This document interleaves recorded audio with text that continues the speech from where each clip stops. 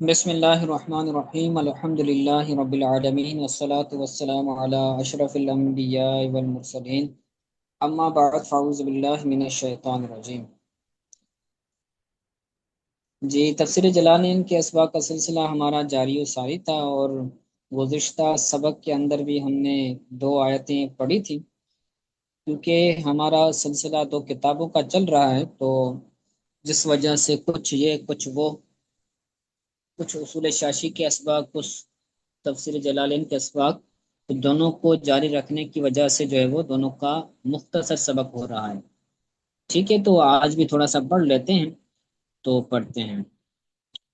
تو کہتے ہیں والذین کفروا وکذبوا بآیاتنا، جن لوگوں نے کفر کیا اور ہماری آیتوں کو جھٹلایا تو وہ جہنم والے ہیں۔ اصحاب النار اولئک اصحاب النار، وہ جہنم والے ہیں۔ ہم فیہا خالدون، وہ اس جہنم میں ہمیشہ رہیں گے۔ تو بے آیاتنا کے بعد کو تو بنا نکالا، تو یہاں پر غرض مفسر ہوگا آیات کی مراد بیان کرنا۔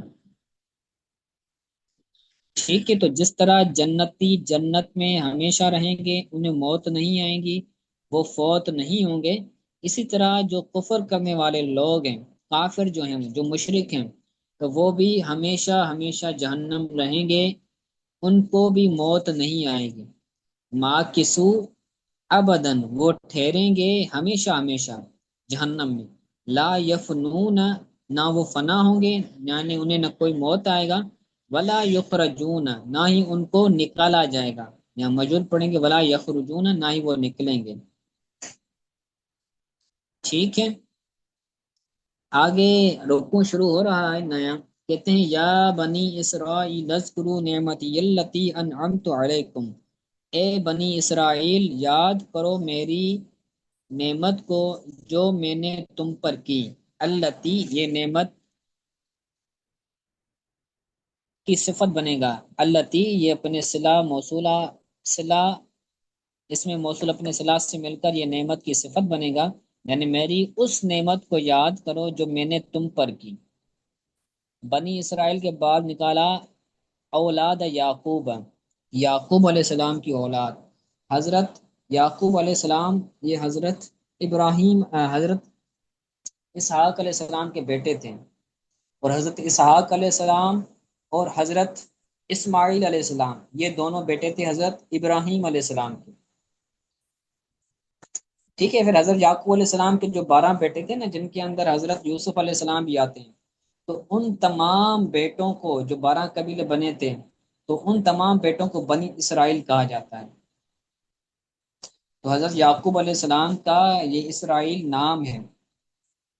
آج تو ایک اسرائیل وہ بھی ہے، تو وہ بڑا خناس اسرائیل ہے، لیکن نام کی بات کی جا رہی اسرائیل، تو یہ لفظ اسرائیل اصل میں حضرت یعقوب علیہ السلام کا نام ہے دوسری زبان کے اندر، عبرانی زبان کا علم۔ ٹھیک ہے، تو یہاں پر غرض مفسر ہوگا اسرائیل کی مراد بیان کرنا کہ اسرائیل سے کون مراد ہے۔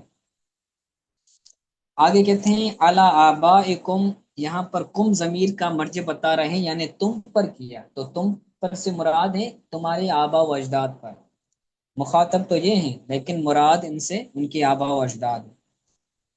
تو یہ قرآن پاک کے اندر کثرت کے ساتھ استعمال ہوا ہے، یہودیوں کو، کافروں کو، مشرکوں کو، بت پرستوں کو ان سے خطاب کیا جاتا ہے، لیکن وہاں پر مراد ان کے آبا و اجداد ہوتی ہے۔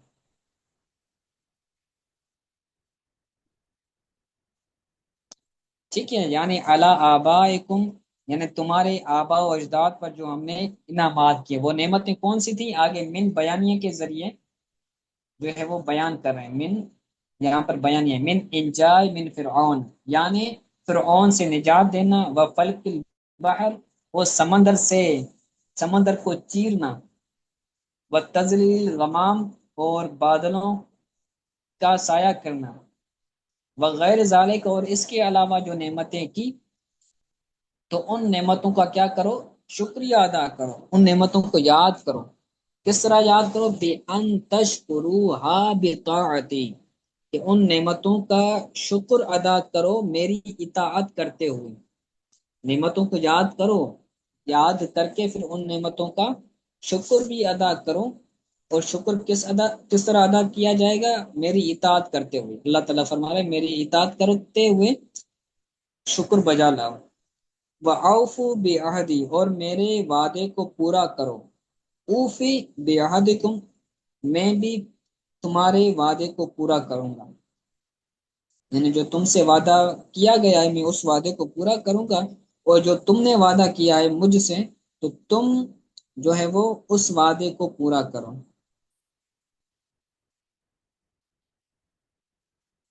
تو اوفو بعہدی کے بعد نکلا الذی عہدتہ الیکم من الایمان بمحمد بمحمد صلی اللہ علیہ وسلم، کون سی کلاس یعنی چلے؟ جی یہ جو ہے وہ عامہ خاصہ اول کی کلاس چل رہی ہے، تو آپ استاد صاحب سے رابطہ کر لیں، آپ کی کلاس شاید تبدیل ہو گئی ہے۔ تو بے عہدی کے بعد نکالا الذی عہدتہ الیکم، یعنی وہ وعدہ جو میں نے تم سے لیا تھا، من الایمان بمحمد صلی اللہ علیہ وسلم، یعنی محمد صلی اللہ علیہ وسلم پر ایمان لانا، یہ من بیانیہ ہے، یعنی محمد صلی اللہ علیہ وسلم پر ایمان لانا۔ تم میرے وعدے کو پورا کرو، اور وہ وعدہ کیا تھا؟ وعدہ یہ تھا کہ تمہارے پاس جب محمد صلی اللہ علیہ وسلم آئیں گے تو تم ان پر ایمان لے آنا، اپنے دین کو، اپنی کتاب کو چھوڑ کر حضور کے دین کو ماننا، حضور پر جو کتاب نازل ہوگی اس پر ایمان لے آنا۔ تو یہ تم سے وعدہ لیا گیا تھا، تو تم اس وعدے کو پورا کرو۔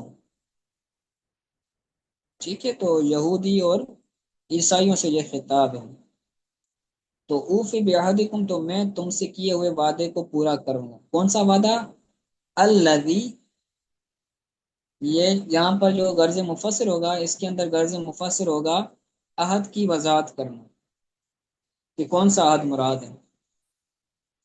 اوفی بعہدکم، تو میں تمہارے وعدے تم سے کیے وعدے کو پورا کروں گا۔ الذی عہدتہ الیکم، یعنی وہ وعدہ جو میں نے تم سے کیا تھا، یعنی من الثواب علیہ، یعنی حضور پر ایمان لانے کا ثواب میں تمہیں دوں گا۔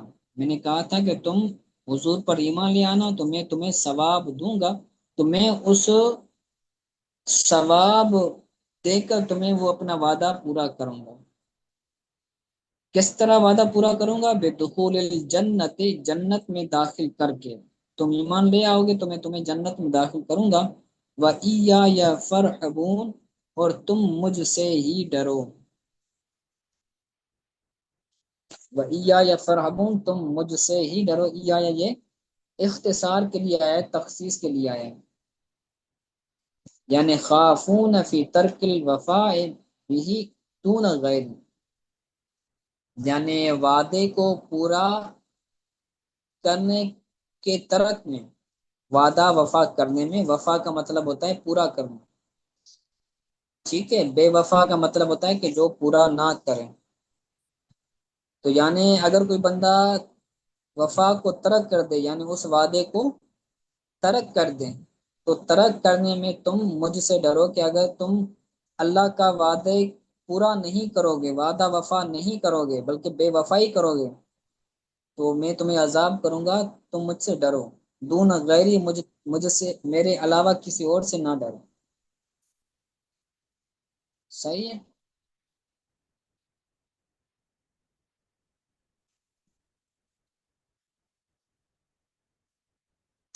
آگے کہتے ہیں وَآمِنُوا بِمَا أَنزَلْتُ مُصَدِّقًا لِمَا مَعَكُمْ وَلَا تَكُونُوا أَوَّلَ كَافِرٍ بِهِ، اور ایمان لے آؤ اس پر جو میں نے نازل کیا،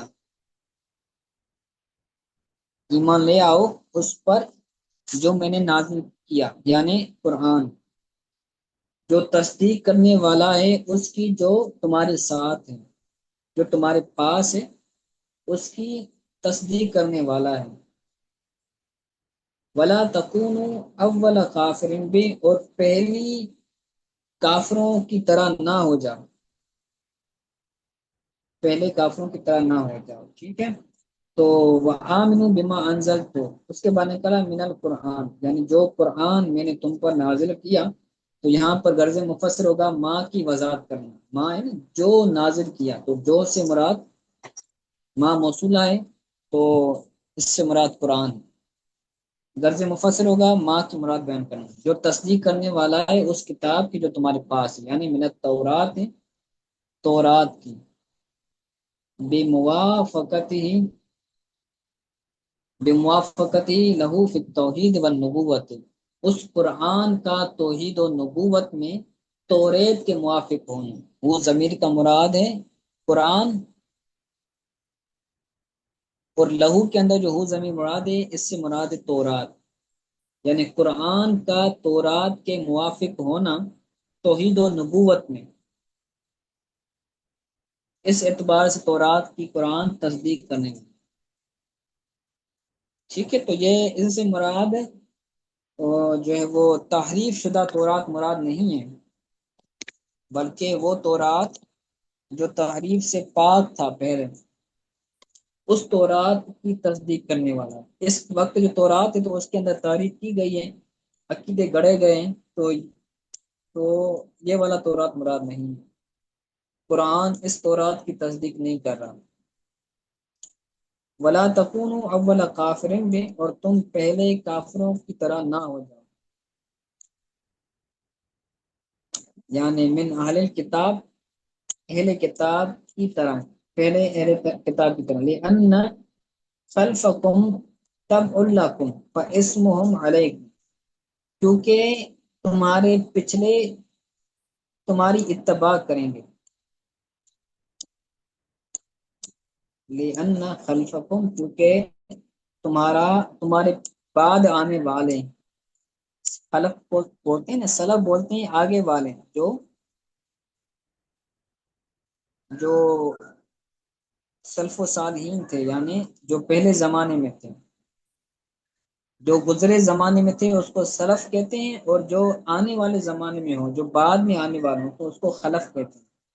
تو تمہارے بعد میں آنے والے لوگ تب لکم تمہارے پیروکار ہوں گے، فاسمہم علیکم تو ان کا گناہ تم پر ہوگا، تو تم اگر کفر کرو گے تو تمہارے پیروکار، تمہارے بعد میں آنے والے بھی تمہاری پیروی کرتے ہوئے کفر کریں گے، تو ان کا بھی گناہ تم کو ملے گا۔ غرض مفسر ہوگا آیت کی وضاحت کر، ولا تشترو بآیاتی ثمنا قلیلا، اور میری آیت، میری نشانیوں کے بدلے، میری آیتوں کے بدلے میں تھوڑا سامان نہ لو، قلیل ثمن نہ لو، وَإِيَّايَ فَاتَّقُونَ، اور تم مجھ سے ہی ڈرو، ٹھیک ہے۔ تو میٹنگ ختم ہونے والی ہے، اس کو یاد کر لیجئے گا، انشاءاللہ تعالی اس سے آگے یا پھر اس آیت کو پڑھ کر پھر دوبارہ وضاحت کریں۔